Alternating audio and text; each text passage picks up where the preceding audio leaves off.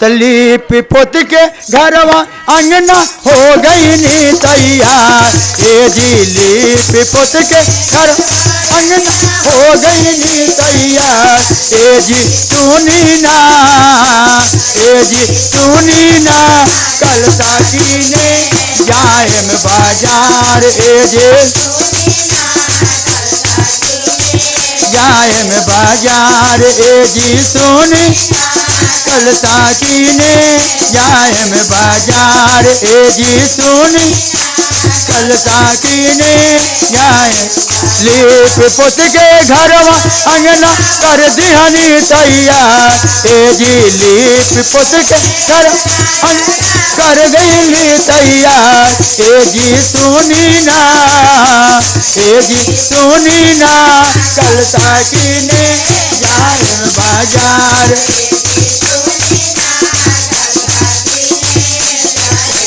आज नवरातन के दिन हावे पहिला। नवरातन के दिन हावे पहिला। रहुआ भूला जाली एही से त कहिला। भूला जाली एही से त। अरे रुनकत झुनकत मैयारा आई है घरे हमार हो। रुनकत झुनकत ए जी सुनी ना, ए जी सुनी ना, कल साकीने जाएम बाजार। सुनी ना, कल साकीने जाएम बाजार। ए जी सुनी कल साकीने जाए। कंकर बग बाजारिया में मिलेला फलावा। बाजारिया में मिलेला फलावा। रहुआ बढ़ाई अपन गोरा पाके चलावा।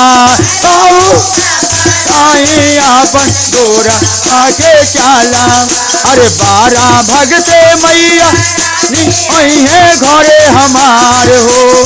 12 भगते घरे हमार। ए जी सुनी ना, ए जी सुनी कल साकीने जाएम बाजार। ए जी सुनी कल साकीने जाए। रोहिया में पारेला मालिन के घरावा। मालिन के घरावा। अड़उल फुलवा ले जाई बिना दोपहरिया। अड़उल फुलवा ले जाई बिना दोपहरिया।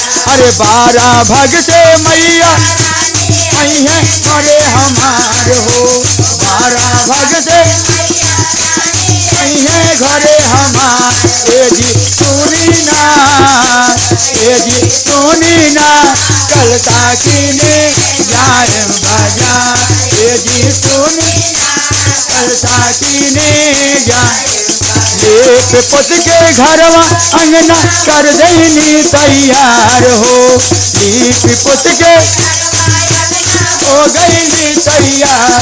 ए जी सुनी ना, ए जी सुनी ना, कल साकीने जाएम बाजार। ए जी सुनी कल साकीने जाएम बाजार। ए जी सुनी ना, आज धाइल जाई माई के ध्यानवा। जाई माया के ध्यानवा। रात दिन गावावल जाई माई के भजनवा। गावल जाई माई के भजनवा। अरे रुनकत झुनकत मैया आई है घरे हमार हो। रुनकत झुनकत मैया है घरे हमार। ए जी सुनी ना, ए जी सुनी ना, कल साकीने जाएम बाजार। ए जी सुनी कलसा कीने जाए लीप पोत के घरवा अंगना कर दीनी तैयार हो लीप पोत के हो गई नी तैयार ए जी सुनी ना ए जी सुनी कलसा कीने जाए बाजार ए जी सुनी ना कलसा कीने जाए बाजार ए जी सुनी कलसा कीने जाएम बाजार ए जी सुनी ना कलसा कीने जाएम बाजार।